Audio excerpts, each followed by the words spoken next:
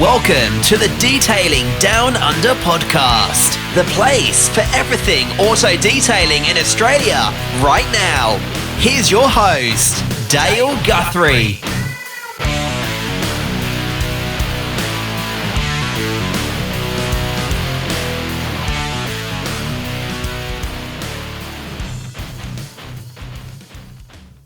G'day and welcome to the Detailing Down Under podcast. I'm your host, Dale Guthrie.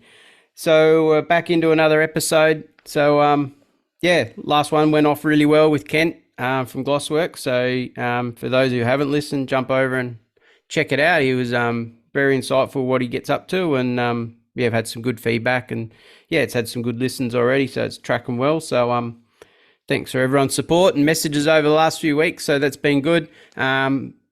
Like I say, if you are interested on coming on as a guest, I am chasing guests all the time, so don't be afraid. It's just having a good chat, and also helps get your business name out there as well, and let people know what you do in the industry. So it's not scary at all. It's just a good chat.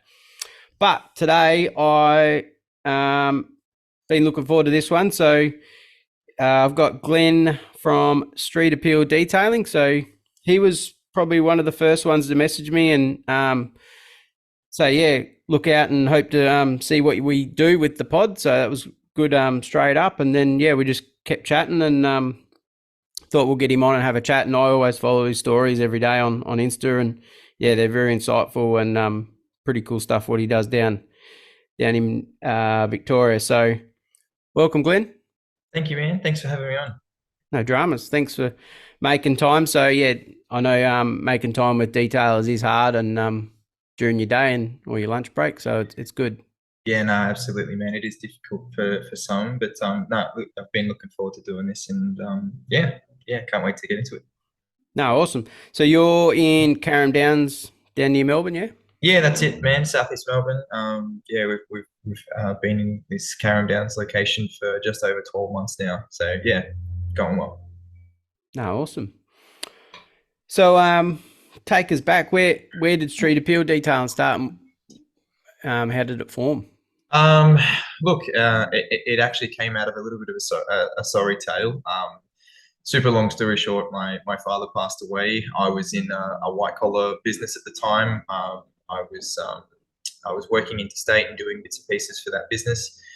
And it got to the point where I wasn't happy. I wasn't home very much, got a young family and those sorts of things. And then, as I said, my father passed away, and it put a lot of things into perspective about me realizing and wanting to do more with what I loved and what I enjoyed doing. I've always been a car guy. That too came from my dad. And so I just threw in the towel and decided that I'd go for it. I dabbled in the detailing space before that, not for a huge amount of time, but I just was like, you know what, I'm gonna just give this a red hot go. Threw in the towel at my job and went for it. And that was now, what are we, like basically 4.5 years ago. Oh wow! And here we are. So we. Initially, I had a small space at a shop that I was sharing. Couldn't really get that off the ground, and found that just to get my name out there, we were also doing a bit of mobile work at the same time. So I do some bigger jobs here and there at the shop, and then the rest of my week was filled with mobile detailing. Started in the back of my what was it at the time? I had a Hyundai i30. And then the mobile stuff took off more than what the shop was. So threw the shop in at the time. I think I was there for about maybe 6 months when we first started. And then went and just did mobile. We did mobile for, what was it now, 3.5 years. And that was kind of what gave us our name. And at the peak of the mobile side of things, we had 3 vans running around doing what we do. We're doing a bit of coatings, but not much. It was more your pre-sales, 1-step, 2-step corrections and bits and pieces, and some dealer stuff, but we can talk about that later on. But that's basically where we came from. Wow, mobile. Yeah. So how's Melbourne mobile detailing industry? How'd that Oh, go look, man, weather-wise? this time of the year is tough. Like, I feel for the mobile guys that are still out there doing it and slogging through it. This last month and a bit, where it's it's hard. We sit in the shop now and we'll be working away and uninterrupted by the weather, and look out and it's torrential rain. And I'm just like, man, I'm glad that we gave up mobile. And I still talk to a bunch of the mobile guys at this end, and having to reschedule weeks of worth of work, it's tough. It's really tough. Mm. Yeah, I think Joe was talking about the other week. Yeah, you definitely learn a lot going mobile, and then once you find a shop, you love it. Yeah, look, it teaches you a lot, and it makes you quite resilient to um, just getting through a job, whatever it is that's in front of you. You find a solution, you make it work, and because you've got another job to get to, or at the end of the day you've got to be packed up and gone because you've got something else scheduled the next day. So I think it makes it resilient, and it forces you to learn how to do things quickly and efficiently, being mobile. But yeah, I definitely wouldn't go back. Yeah, that's my other one, is hoping to get someone that does mobile full time and that loves Yeah, it. yeah, Keen to hear someone reach yeah. out to us, because it's another world, I believe. Not I've never done it, but yeah, you hear a lot about it, and it's probably a tough gig. They're probably too busy to talk to me, so Yeah, yeah. Look, yeah. it is tough, and it does have its own benefits, and I'm sure that there's a huge range of customers that if you're not doing mobile, you're not going to be exposed to. But yeah, I'm happy where we are now. Yep. Yeah, Yeah. for sure. So how long have you been where you are now in that Um, location? yeah, so we're just over 12 Oh, months, that's right. or maybe a little bit more, maybe closer to 14 months or so now that I look at the month that we're in. But yeah, it's taken us a bit to get to where we are now, and we've slowly fitted out the shop, and we're still not finished. There's still bits and pieces to do, but at the same time, where we are now, it's definitely workable, and we can get the boys in, get a couple of cars in, we can comfortably work on three concurrently, where we are. But yeah, about 14 months. Was it hard to make the move from mobile? Was it a big gamble, you think? Yeah, Is it going to work? it was. I had a business coach at the time, and they really pushed me because we knew that as far as the business was concerned, the profitable stuff was in the bigger jobs, the multi-step corrections, the codings. We were doing more and more PPF. I was doing that mobile for more so just trucks, brand new trucks, and a little bit of PPF here and there on cars. But I tried not to do it mobile because you just never know what sort of environment you're walking into, and you ask all the qualifying questions of someone, got room to work and a nice garage and blah blah blah, and you just turn up, and it's just never what you expected it to be. So yeah, we didn't do the PPF stuff much mobile. But yeah, the transition was a huge gamble. As I said, I had a business coach that pushed me to do it. And it was probably the scariest thing, because I'm like, at the time we had thought we'll continue with both. We'll do the shop and we'll do mobile, and might wind back what we did mobile. So we were just going to keep it to maintenances and like pre-sale details, that kind of thing. Ideally, would just make it that we weren't going to do any polishing out of the vans at all. And then, yeah, it just kind of got to the point where, like, thankfully, the shop got really busy, and it was just too much to try and keep up with at the shop. And it was just made it feasible that we just shut the mobile arm of the business down completely. Wow. You Yeah, didn't try and sell that off I, or I, anything? I actually did. Yep. So it was more so just for our maintenance customers. So we had a list of maintenance customers. Look, I have to ballpark numbers. We were doing sort of 50, 60 cars a month. Some of them fortnightly and weekly, but most of them on a four weekly rotation. Yep. So I sold that off to another business. He's still doing mobile. He has a shop as well. Um, I think it filled in some holes for him as far as his schedule was concerned, and yeah, he's still doing most of those cars now, to what I understand. Oh, wow. Yeah, Well, that's awesome. yeah. Um, you say you're still decking out your shop. So is there much more to finish off there, you reckon? Yeah, there is a little. Look, as I said, we've got two main detail bays now, but there's still a substantial amount I want to do within those. I want to have them so that they're basically, we can, once a car's in, we can close them off. So we've got no interaction between the bay and the next bay, between the bays and then out into the main area of the shop. I want to do air conditioning in both bays, and then we've got all of our upstairs as well. There's a fair bit to do up there still, more so just for the PPF side of things, like a big cut table and plotter and all that sort of junk. But yeah, for the most part, as I said, it's definitely workable and it's presentable and it looks nice for the customer facing aspect of it, but it's never finished. Yeah. Yeah. That's one thing I noticed, how it's your roof bays are probably quite higher than what I see normally around the art industry, which is it was kind of by design. So it was by design. We knew we wanted to be up that high right from the beginning. So yeah, you're right. They're 4 meters tall. The basic thought process around that was that we could have a car on a mid-rise lift, all jacked up as high as it can go. It's not going to touch the roof. And then the flip side was, if we did get trucks in and out of here from time to time, even something like we've had we had a big concrete truck in here, and like brand new one, like not getting the shop filthy, but even that we were able to back right into the bay and it not touch the roof. So that was kind of the forethought behind doing it. Granted, now we're probably doing less trucks here because they just take up so much space, but that was the idea at the time. Yep. I might go into the truck side of things because that's something I'm looking into myself, as we discussed before. So yeah, what were you doing with trucks? So it came out of just happen chance. The shop that I was initially in I was sharing some space with my uncle. He ran tip trucks as a business, had a few of them, and I had been working with Detail Central.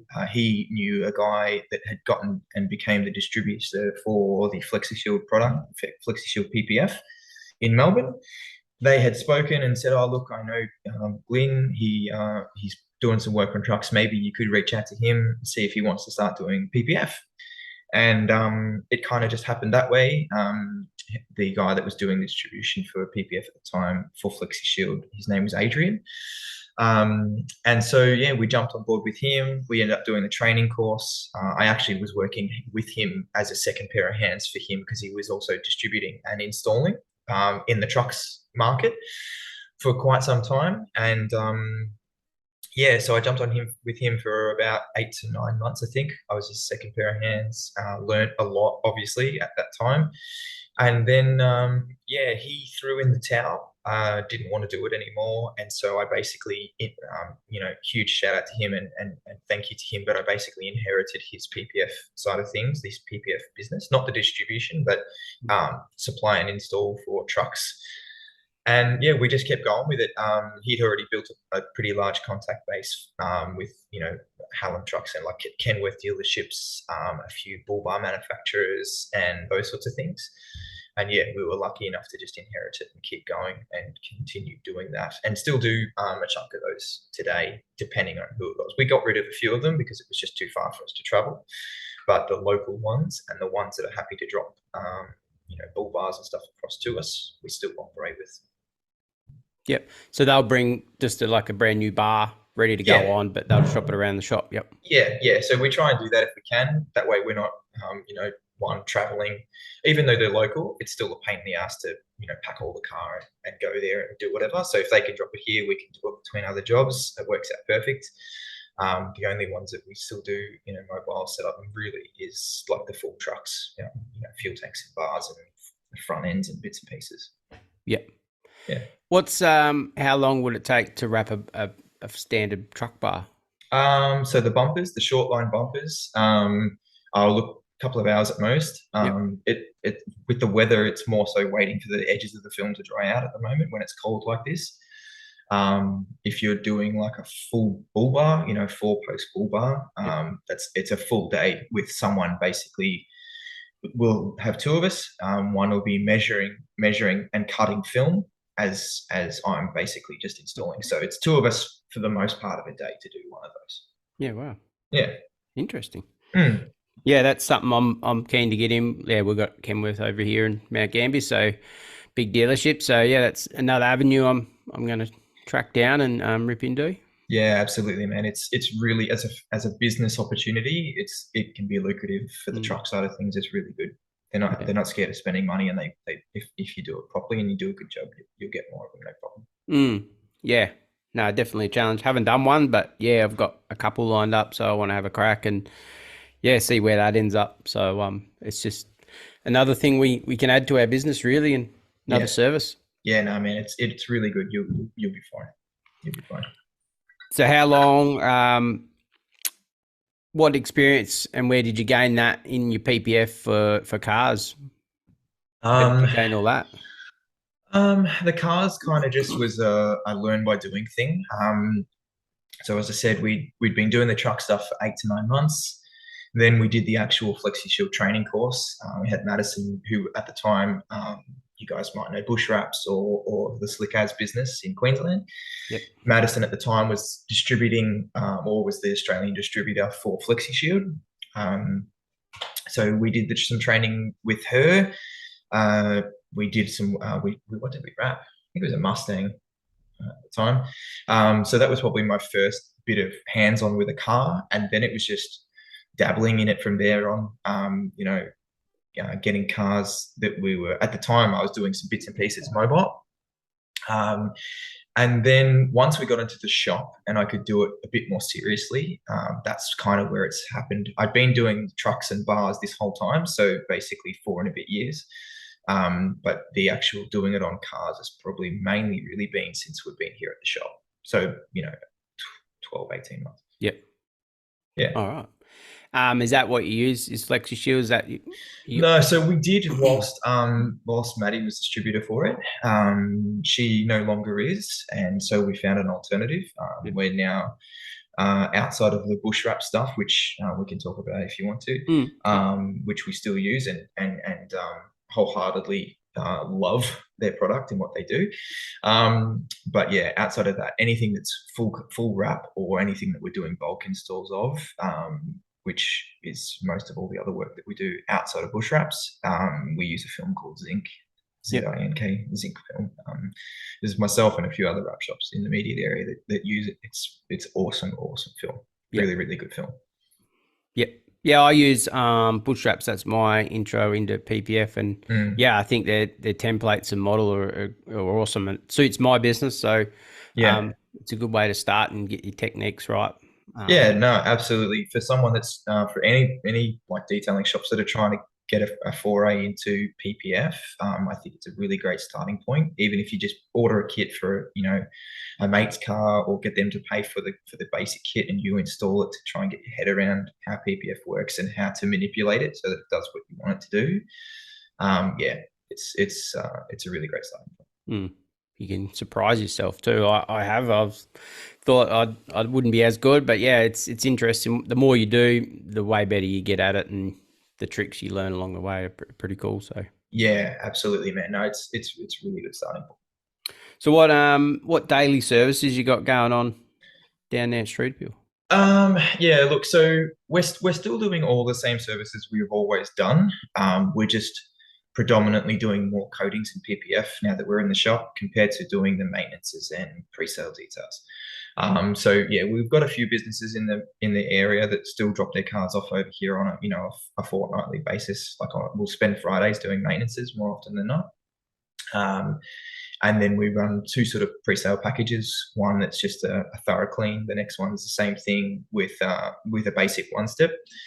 We do those sorts of packages a bit. Sometimes we'll find our week's full of them, but and then outside of that, it's just coatings, whether it be new cars or restored vehicles or bits and pieces like that, and then PPF. Yeah. Yep. Nice. And you seem to attract a lot of sort of older cars, restored cars, like you said. which is pretty cool. Look, we've been doing a bit of them. They sort of come and go. We'll do like a slew of them together, and then we won't see any for 3 or 4 weeks or something like that. It's what I love working on most, man. The old school stuff is like a real passion for me. Yeah. Yeah, they're awesome. I think you're with Angel Wax, is that correct? As far as coatings? Yeah. So we're certified with Angel Wax and Kamikaze. They're both from the Detail Central side of things. Dan introduced us to Kamikaze initially.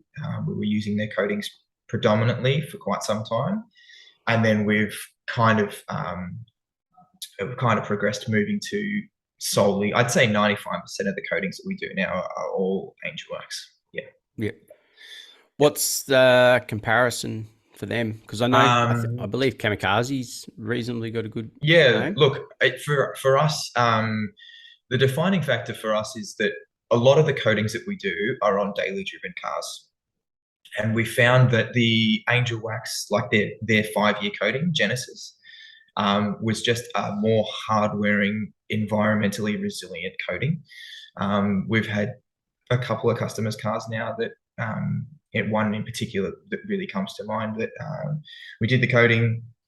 He went away. By his own admission, he's like, "Oh man, I've washed it once." He brought it back 12 months later. Literally had washed the car once or twice, and then we brought it in, did a thorough decon on it, acid washed the car from front to back to declog the coating, and it was like we finished it yesterday. All the hydrophobics were back exactly how we expect it to be, so that was kind of the defining moment for me. I'm like, man, if anything that's daily driven, especially if it's not garaged, we're putting Angel Wax on it from now on. So that was the decider. You're right. Very nice. All right. So how's the culture, we say, down in your area? Is there many close by to you guys in detailers? So there's 2 that are quite close to us. One literally on the other side of the industrial kind of complex that we are, the industrial estate kind of where we are. We've only as I said, we've been here 14 months or so now, and we've only really just started talking to each other in the last couple of months. Not for any reason. It was just that he had some overflow, couldn't do it, referred the customer to us, unbeknownst to me. And I try and keep up with customers, how'd you hear about us? Where'd it come from? And these guys were like, "Oh, we heard of you from the guys at Minty Fresh." And I'm like, "Oh, that's cool." We hadn't spoken to them before. And so off the back of that, I went around and said, "Thank you, for passing on the business," and started to build a relationship. And since then, there's been back and forth between the both of us. He does a bit more business to business. He works on a lot of the cars for like the local mechanics and those sorts of things, where we do a lot more retail work. So that's worked out really well. And then there's one other one I think his actual suburb is Seaford, so probably 5 to 10 minutes away. Never spoken with him. And then as far as with other detailing businesses, there's a fair few that I talk to, fair few mobile guys, and there's probably two other businesses between the 3 of us that are quite close, other business owners. Both of them do both mobile. One of them also has a shop. As far as bouncing ideas off one another, transferring work to one another if we can't handle it, whatever, those two guys are probably the ones that I speak with the most. Probably sorry to backtrack, but you mentioned working with a dealership back in, was it the mobile days? Oh, yeah, we did. So look, I've always struggled with regular car dealerships. More often than not, at least in my experience, they wanted everything for nothing, and I wasn't interested in it. But no, we used to do a lot of work with Melbourne. So the Malibu boat dealership, which locality-wise, it didn't suit us at all, but it was really good for the amount of work that they gave us. So we were doing a lot of their secondhand changeover boats. So the boats that came in, we'd get them basically prepped and ready for sale. We had a very streamlined process. It got to the point where we could knock a boat out to a really thorough result in a day. I especially for most of the run-of-the-mill boats, I'd say 80% of them we'd knock out in a day, unless they were really heavily oxidized or really hammered. We'd have to go back a second day, but ideally we didn't do that because for us, where we were at the time, we're based in the southeast and they're in Sunshine, so it was more than an hour's drive one way.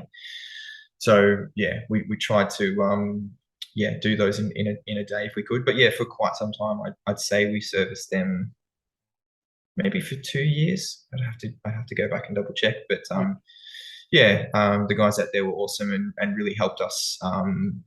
More so just with filling in work. Like at the time when we first started going there, it was just me, myself. I was still running around doing mobile. And then after a while, it was having them sort of helped us jumpstart into a second van. So I had one of my other guys going out there predominantly doing all their boats, and then myself doing the stuff out this way. But yeah, for that side of it and doing dealership work, it was more so me saying, look, this is what we can do and this is how much it's going to be.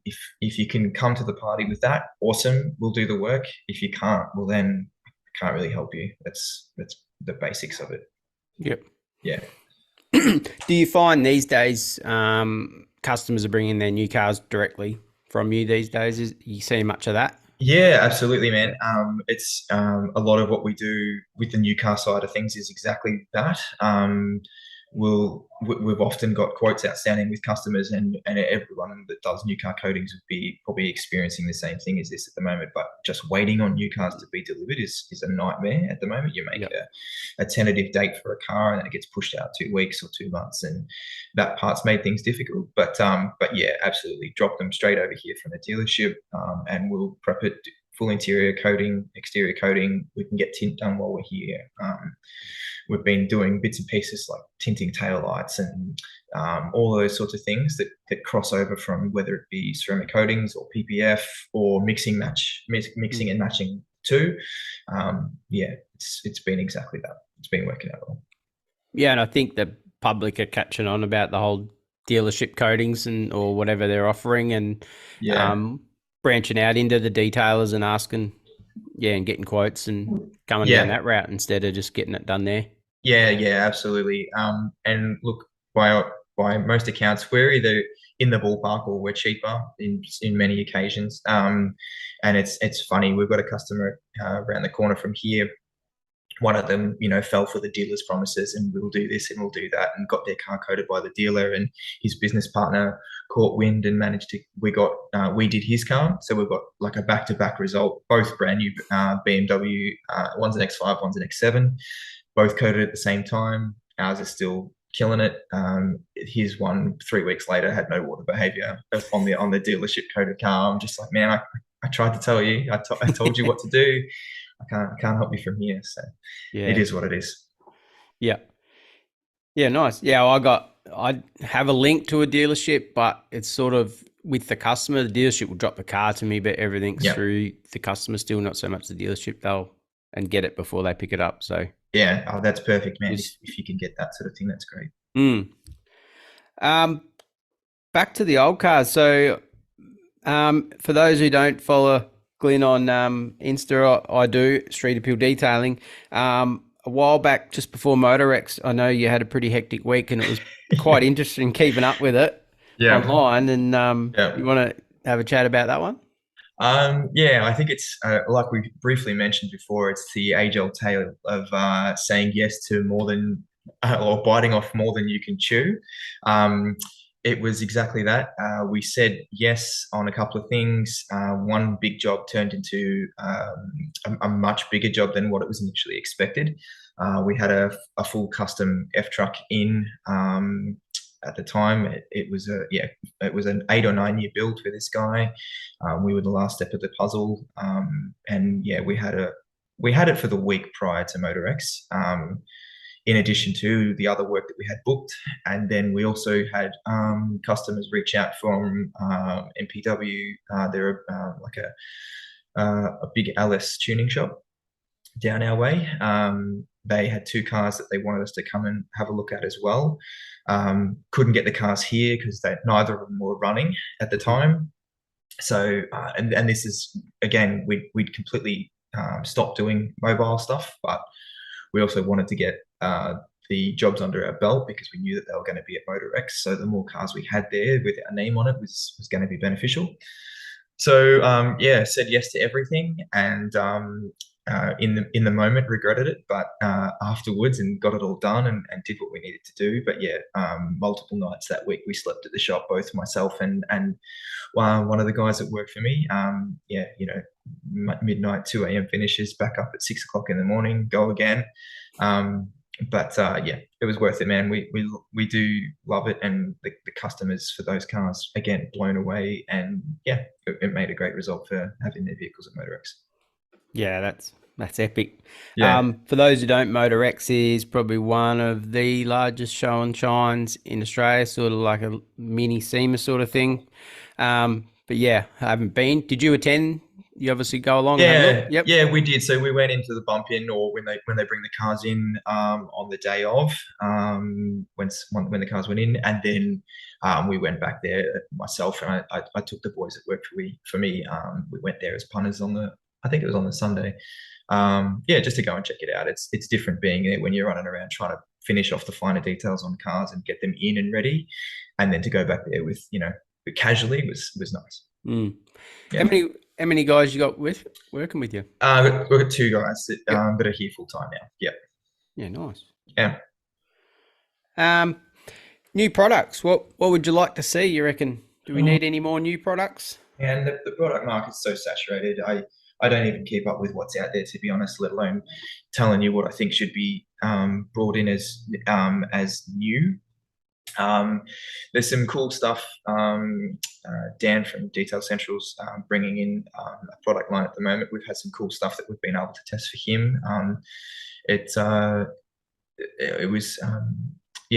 slowly coming through, I guess, and being involved in that's fun. But look, I can't tell you. I couldn't give you an example of something that I think that we're lacking.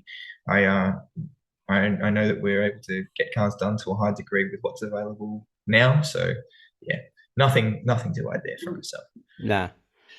And then it probably goes on, what could we improve in our industry, you reckon, as a whole? Yeah, look, as the industry as a whole, I was having a chat about this with the boys that work with me, and the consensus from all of us is like honesty and fake promises. And I know that's a huge topic, but I think for the ceramic coating side of things, more often than not, it would be something for us that people explain to their prospective customers more so what coatings don't do, as opposed to what customers might assume they do. I think that would be a huge benefit to the industry as a whole. We all know anybody that's supplied coatings or installed coatings that for the most part they're not going to stop swirls and scratches. They're not going to stop stone chips. They're not going to stop and do a lot of things. Granted, coatings are awesome and they keep your car cleaner, and the self-cleaning and hydrophobics, all those sorts of things are awesome. But we all agree here that some more honesty and upfrontness about what can be completed or what can be accomplished by having a coating on your car should be first and foremost. Yep, 100%. And yeah, Joe talked about that as well. So it's obviously a big thing. So yeah, it's something probably need to reset on. Yeah, absolutely. Yeah. All right. Top 5 questions. So yeah, man. We'll probably go back a fair way here for you. What was your first ever detailing job? So it was still when I was kind of doing things on the weekends for friends and family before I really jumped into this full time. And it was a R36 VW black wagon. Super cool car. I spent way too much time on it. I had I didn't really have the correct compounds and pads to work with an ultra hard paint that is black VW or black VW stuff. And but yeah, it was my first like proper paid job. I think it ended up being $500. I can't remember exactly, but yeah, I spent like 2.5 days on it, and didn't really. Now to look back on it, could have done it in a day and got a way better result. But it was what it was, and this was the first job that I can recall. Yep. Yeah, I think we all did that. And even now, looking back, what we did, you'd probably cringe what you used, and that's right, and do it completely differently. Yeah. Favorite polisher? What's your go-to ones down there? Well, I think this is kind of like a two-part answer for me. So as far as a business is concerned, having tools that are reliable for us is key. We slowly migrated to all flex gear quite some time ago now. But I've still got a Roops, I think it's a Mark III. I can't remember now. DA. That's I've got my polisher. That's my polisher, and all the boys have the rest of their own.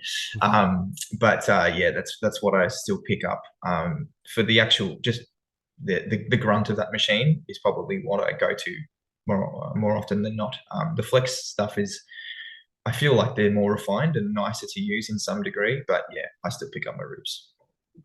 I've also had it in for repair about 16 times, but I still pick up my Roops. Are you on the tools much every day, or are you in the background in the office? Look, it's week to week. It changes. If we're doing a full PPF job, that's 90% of that's me, and that's a full week's kind of worth of work. So definitely on the tools. This week we've been really busy. I haven't had a day that I haven't been on the tools. I need to try and, as a business, I need to try and disconnect from myself from that more. But yeah, it's difficult, man, to do one path or the other. We're not there yet to be able to completely just be in the office. And obviously, yeah, absolutely. Obviously, some of the gear getting through at the moment, these Rams, they're getting very popular and big jobs. Yeah, absolutely, man. We've done basically everything we could possibly do to Rams, whether it be coatings or partial PPF, full front to back PPF, all those sorts of things. But yeah, they're coming through hard and fast at the moment. We've had a lot of them through the shop. Maybe not as many as some others, but it feels like we've been doing a Ram at least once a week lately.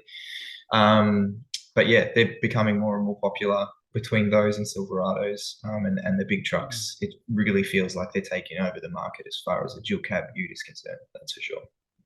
Yeah, absolutely. Yeah, there's more to come. I think Toyota are bringing the Tundra and the new F-150, I think, next year or whatever. Yeah, I did see something about that very recently. But yeah, just another car that takes a bottle and a half of coating as opposed to a bottle.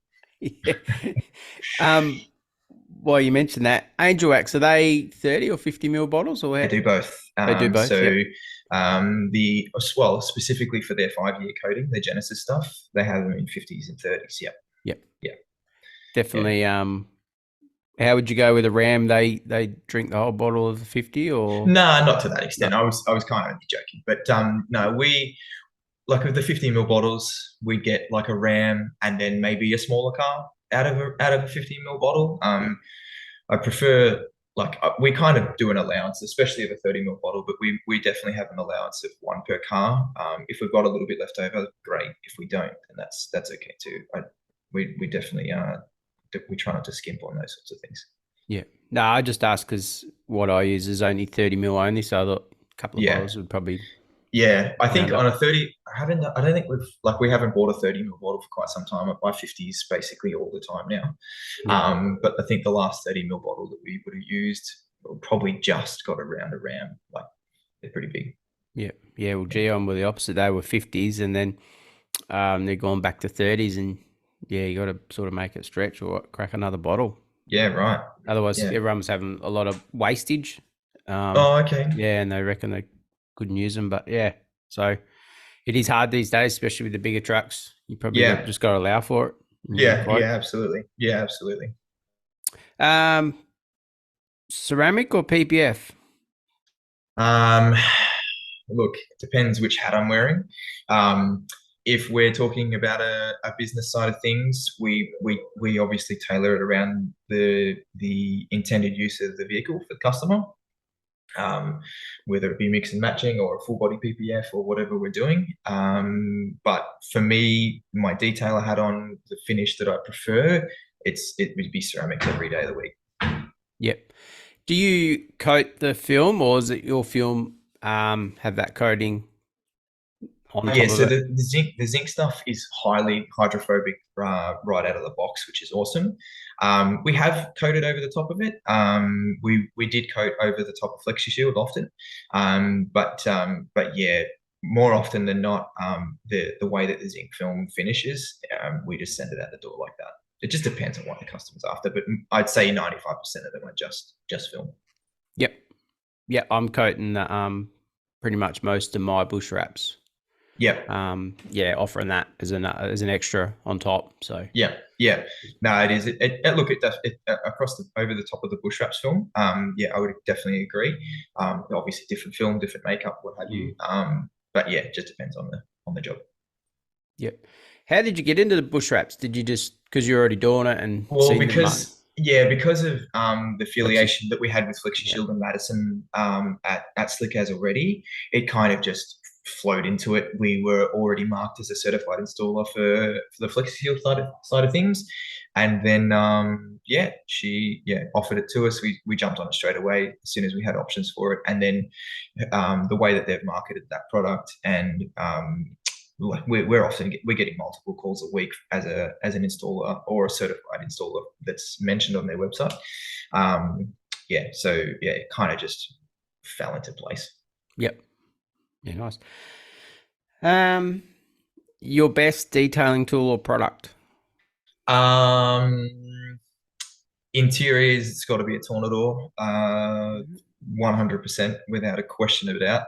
As far as smashing through a hammered interior, or even just maintenances, a quick blowout to get rid of like a little bit of dog hair on top of the car or something like that. Man, there's no question. Tornador's where it's at for sure. Awesome. Haven't had that one. Mm. Your interests outside of detailing? Look, I'm a car guy, have been through and through. So I'm always got something on my mind in regards to that. And then I play a bit of online games and bits and pieces. Not that I feel like I've got any time to do it more often than not. The business takes up a lot of time, and then outside of that, if I'm not at work, I'm trying to spend time with my family and my girls. So yeah, it's an interest, but don't get time with it really. Yeah.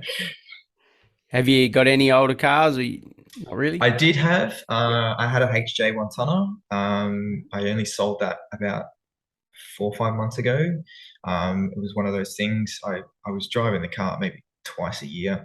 It was a car that I built with my dad, and so it had gotten to the point in my mind it was like an irreplaceable thing. And I was driving it very little, and I was kind of scared to drive it because I'm like, man, if I crash this, I can't replace it. Like I can't rebuild this with my dad again. And so it got to the point where I'm like, you know what, this is crazy. I've got this car that's sitting there, and the COVID prices I couldn't really ignore anymore. I sold it off and got rid of it. So now I've just got a daily now, which is not an old car, but that's my only car for now. I don't want to touch back to it, but your state alone was the worst with COVID and lockdowns and stuff. How did you manage through that? Doing dodgy shit, basically. Look, it was hard, man. We'd been in the shop a couple of months. I decided that we weren't going to play the lockdown game. So we did what we could get away with. We closed the roller door and locked the front door. And for people that were happy to drop cars here, we still did them behind closed doors. And then we also did a bit of mobile work here and there with some with a bunch of companies under the guise of commercial cleaning. We even did some really random stuff, man. Like we had a business that we were doing. We were cleaning pallets for just like APCing and pressure washing pallets for them because they were a food distribution business with these like plastic pallets. And so we'd go there and spend a day cleaning like 700 pallets for them, because we could get a certificate that allowed us to go and do it. It was just a matter of I've got boys here, so a couple of them one of them that didn't have access to any sort of COVID support whatsoever. So it was either me find him work and so that I could pay him, or he's basically going to sit at home with no income whatsoever. So we just made it work, man. Yeah. I haven't really spoken to anyone, and I know, you guys were pretty bad over there, and so thought I'd bring that up as much as we all don't want to talk about it. Yeah, it was rough for a bit, but I'm glad we're on the other side of it. 100%. All right. Oh, we'll wrap it up there. Got anything else? No, man. No. Look, not really. I'm glad that someone started an Aussie detailing podcast. So it's really cool, and commend you on and putting the effort in and trying to make time to get it out there and make it happen. But no, outside of that, man, no, nothing at all. I'm an open book. So if anyone wants to ask us anything or has questions or thinks we can help in some way, please reach out and I'll do what I can. Yeah, absolutely. Yeah, no, it is a bit of work, the pod, and I had the word mentioned the other day. I wish it was every 3 days, but far out getting it weekly is a struggle. I've been talking to quite a few people, so we'll see where it ends up, and things get busy for me now, so we'll make it happen. And and like I said to another bloke the other day, this wasn't for me, it's for the industry, and I don't want to be here for the voice of it. It's you guys and getting people like yourself on and talk about what you do and whatever else. It's we don't have to stick to a schedule or anything, so it's not about me, it's about the industry and you guys, and getting us all together and having a chat. Really, that's sort of what it's for. Yeah, absolutely, man. I think that's what's important. If you can build some camaraderie within the space in general, that's only going to be a beneficial thing. And we all do things differently. Our services could be different. Like you're into trucks, done trucks, so it's all different. Yeah, absolutely, man. I think everyone brings their own element of experience and expertise, and there's definitely not just one way to skin a cat. And so bringing these people on to talk about how they do it and what they do, I only see it as a good thing. Yeah.